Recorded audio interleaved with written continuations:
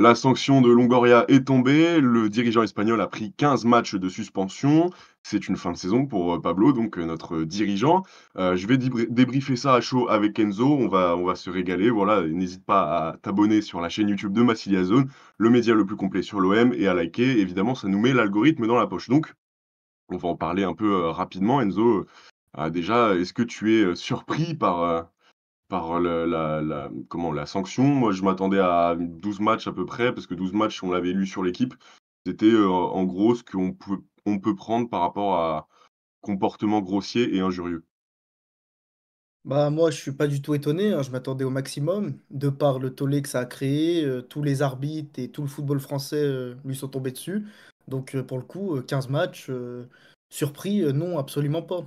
Il a pris la plus grosse sanction et peine. D'ailleurs, Massi avait sorti une info comme quoi il risquait jusqu'à 1 an de suspension et au final, bah, on en est pas loin, quoi.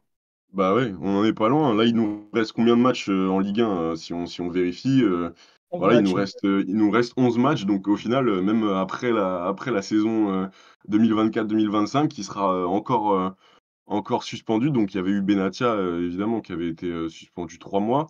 Heu, pour rappel, du coup, en fait, là, il prend une suspension, donc il peut plus accéder au terrain.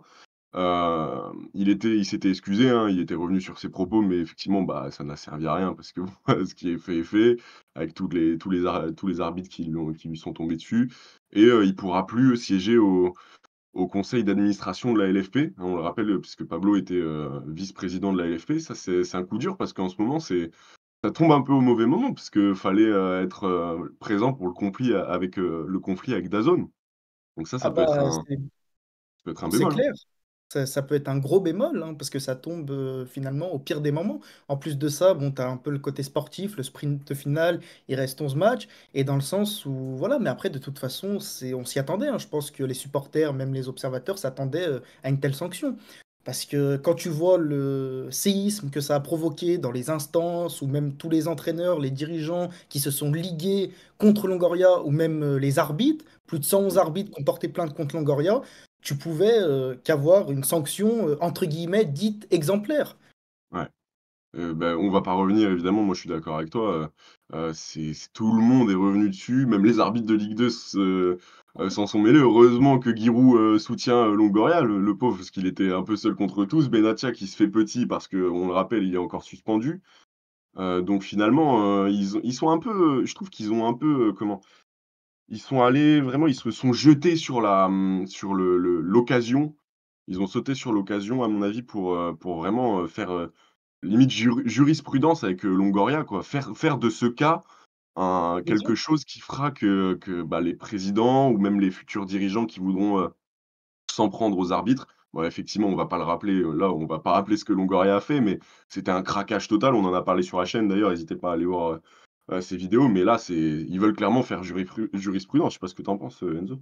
Ah oui, mais c'est clairement ça. C'est en fait, montrer l'exemple de par, la sanction, sur Pablo Longoria, encore une Mmh, fois. Parce que comme tu l'as souligné, tous les arbitres, les 111 ont porté plainte contre lui. Ça a provoqué, un tollé. Il y a aussi, Fabrizio Ravanelli qui a été suspendu, 3 matchs.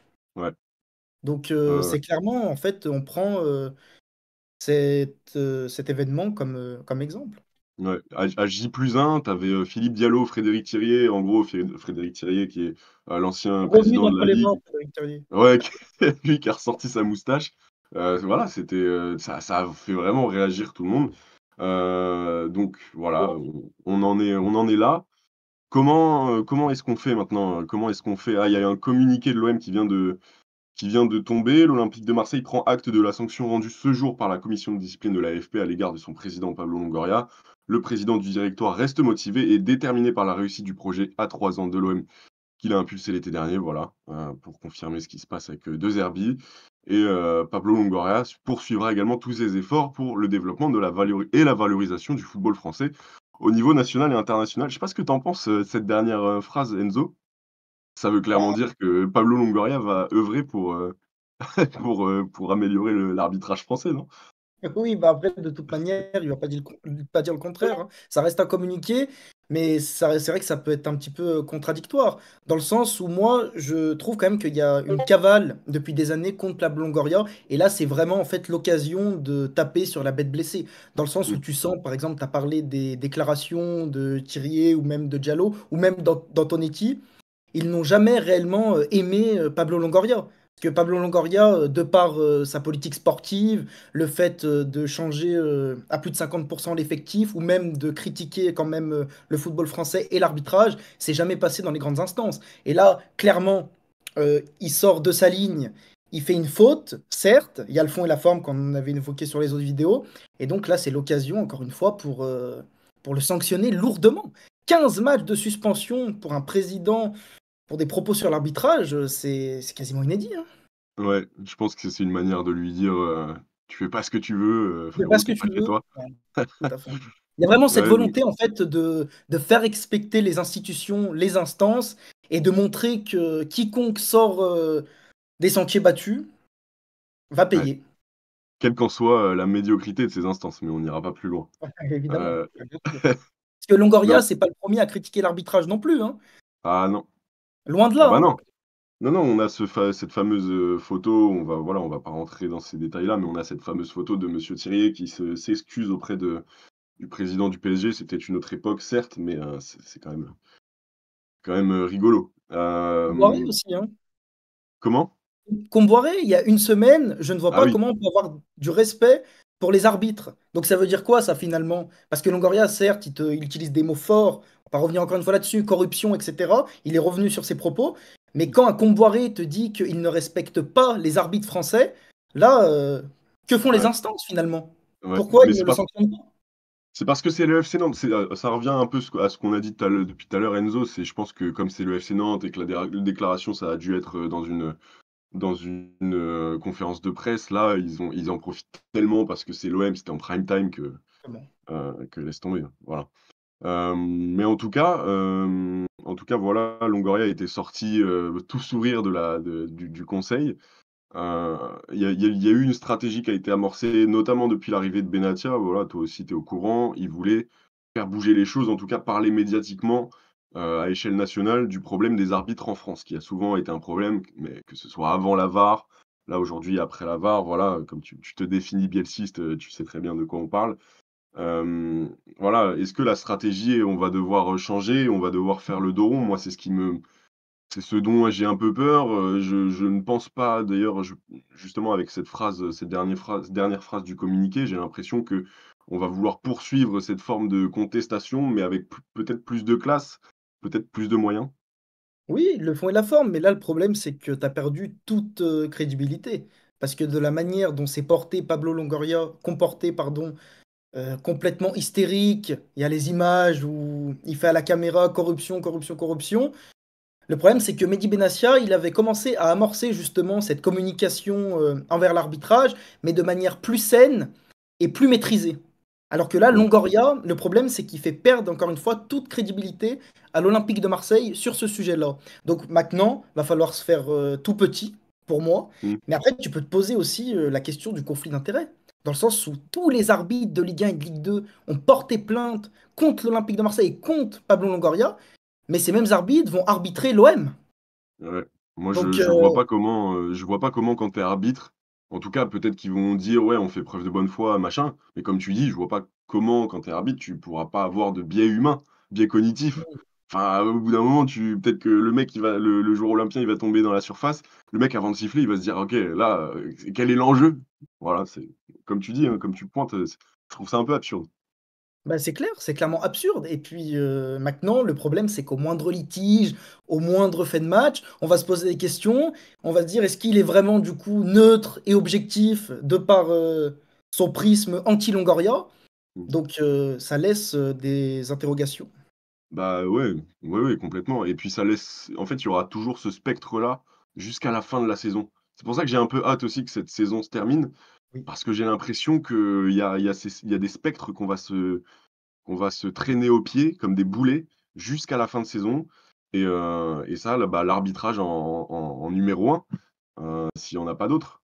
Ah, Je mais sais pas bien ce que tu en évidemment, penses, hein. mais comme tu l'as souligné si justement, on va se le traîner comme un boulet, hein. Ouais, Ces déclarations, ces sorties, cette sanction. Mais moi, encore une fois, je voudrais souligner que c'est vraiment en fait, ils veulent asseoir et montrer leur autorité.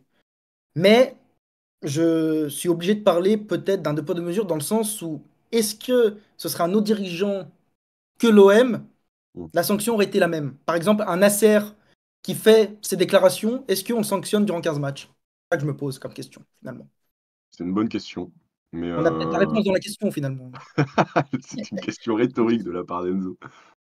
Mais ouais, non, mais je suis d'accord avec toi, c'est une question à se poser. Pour revenir un peu sur, le la commission de discipline, RMC a sorti que le président de l'OM et les dirigeants marseillais dans leur ensemble sont à cran depuis de longues semaines concernant l'arbitrage pour des raisons qu'on connaît, qu'on ne va pas rappeler, mais Longoria n'a pas voulu insister sur ce point, sachant que cet argument pouvait se retourner contre lui. Je veux reparler un peu, de la stratégie qu'on va adopter maintenant. Est-ce que, finalement, on n'avait pas fait des pas en avant depuis que Benatia était arrivé, comme tu as dit, mais là, on va être obligé de reculer, mais pour mieux avancer? Parce que là, au final, j'ai un j'ai envie de dire, le débat a été amorcé. J'espère qu'ils vont garder le socle du débat sur l'arbitrage, tout en occultant, j'espère, ce qui s'est passé avec Longoria, mais pour faire, développer le débat. Parce que là, il y a un débat qui a jamais été aussi gros, finalement. Donc est-ce que c'est pas l'occasion de le faire grandir de saison en saison et de repartir sur de meilleures bases la saison prochaine? En Bah oui, entamant un dialogue, toujours. bien sûr, moi je suis entièrement d'accord avec toi, mais de par la communication de Benassia, en fait, ce qui était fort dans Benassia, c'est qu'il a réussi à mettre le thème de l'arbitrage au cœur de l'actualité. On en parlait Mmh, souvent dans les médias, même dans les différentes structures. Il y avait vraiment ce truc-là de se dire, est-ce que l'OM subit quelques erreurs très flagrantes la plupart des matchs? mmh, Mais là, le problème, c'est que si tu avais fait 3 ou 4 pas en avant, t'en as fait 15 en arrière, quoi. Et je ne pense pas que les déclarations de Pablo Longoria et de cette histoire sera occultée d'aussitôt. C'est ça le souci. C'est que, comme tu le soulignais justement, on va le traîner comme un boulet, hein. Tout le ouais, monde va en parler de ça. 15 matchs de suspension pour un président qui mmh, critique l'arbitrage. mmh. Ouais, C'est très compliqué. c'est énorme, bah, ça Énorme. c'est retentissant, c'est historique. C'est D'ailleurs, il y historique. a Jérôme Brizard qui dit, «Un cap a été franchi, c'est inacceptable». Moi, je le vois un peu comme quand dans un débat, finalement, l'interlocuteur est allé trop loin, donc l'autre interlocuteur va se braquer et en fait, Oui, les tout à arbitres, moi, fait. c'est ça que je vois ça, genre, je les vois un peu en porc-épic, tu vois? Avec les pics qui sortent et et ben, Ça, tu peux pas les approcher, tu vois? oui. Donc franchement, je sais pas où ça va mener et comme j'ai dit, peut-être retrouver un débat serein, je sais même pas si ça va être possible. Mais ça va être en fait des paroles de sourds. Dans le Ouais. sens où, comme tu l'as souligné, chaque partie est braquée et de trouver en fait potentiellement une sorte d'accord ou même d'apaiser les tensions, ça va être vraiment très très compliqué sur cette fin de saison, hein. En plus de ça, Mmh. il reste 11 matchs, le sprint final pour conserver la deuxième place est lancé. On l'aborde pas vraiment dans les meilleures conditions, c'est le moins qu'on puisse dire. Ouais. Bon, bah, du coup, ouais, bord de terrain, c'est pas très grave, hein, par contre C'est ça grave, mais ouais, oui. c'est surtout en fait c'est la sanction et surtout, le retentissement dans les médias. Mmh. C'est ça, en fait et puis même dans les grandes instances, parce que tu as parlé de Jérôme Brizard, il me semble que c'est lui qui parle, les arbitres, c'est une famille et justement, ce propos de famille, justement, quand tu t'en prends à l'enfant, au frère, à l'oncle ou autre et bah, derrière, tu as toute la famille contre toi et bah, c'est clairement ça qui se passe avec les arbitres et Longoria. Belle Donc métaphore. Ouais, j'avoue. belle Ouais, métaphore, mais c'est réaliste. complètement ça, hein, non, tu as totalement raison. Tu as totalement raison et voilà, hein, franchement, je ne sais pas, je ne sais pas quoi dire de plus. Voilà, on continue de live tweet, par rapport à ça. Qu'est-ce que je peux vous dire de nouveau? Voilà les 3 raisons qui justifient la suspension de Longoria selon la commission. La rareté des propos, donc c'est vrai que là, il nous avait offert un one man show, Ah oui, d'anthologie. un La spectacle, c'est gravité des propos, alors il a essayé de se défendre avec le fait qu'en espagnol, ça voulait pas dire la même chose, la corruption et tout, mais il parle très bien français, je pense. Donc la gravité des propos, effectivement, qui sous-entend une certaine corruption, un complot, bah, voilà et le passif, l'historique de Pablo Longoria avec les arbitres. Donc voilà, finalement, ils ont attendu l'erreur, ils étaient cachés dans les buissons et ils ont attendu le faux pas, en fait. Ils ont attendu le faux pas. Mais c'est Voilà. tout à fait ça, c'était Longoria était clairement l'homme à abattre. Mais moi, encore une fois, pour cette fin de saison, j'espère sincèrement que les arbitres resteront honnêtes et ne vont pas désavantager dans leur manière d'arbitrer l'Olympique de Marseille de par le prisme Longoria. Moi, c'est ce que j'espère vraiment. Et malheureusement, ça, j'en suis pas sûr. En tout cas, bah, merci Enzo, merci, merci. On va recevoir, monsieur Aubragnac, monsieur Ludovic Aubragnac, voilà, je fais l'émission, vendredi. On va parler de tout ça, on va parler de plein d'autres sujets. Je vous inviterai à la voir. Je vous invite à voir, ou à regarder nos autres vidéos si ça n'est pas déjà fait. Je te remercie encore Enzo, toujours un plaisir de discuter OM avec toi Merci à toi, Tino. Un et plaisir bah partagé. et bah, je vous invite à, liker, partager et à vous abonner à tous les médias, de Massilia Zone, le média le plus complet sur l'OM, TikTok, Insta, YouTube et pour finir, Twitter. Voilà, merci les gars, allez l'OM, ciao.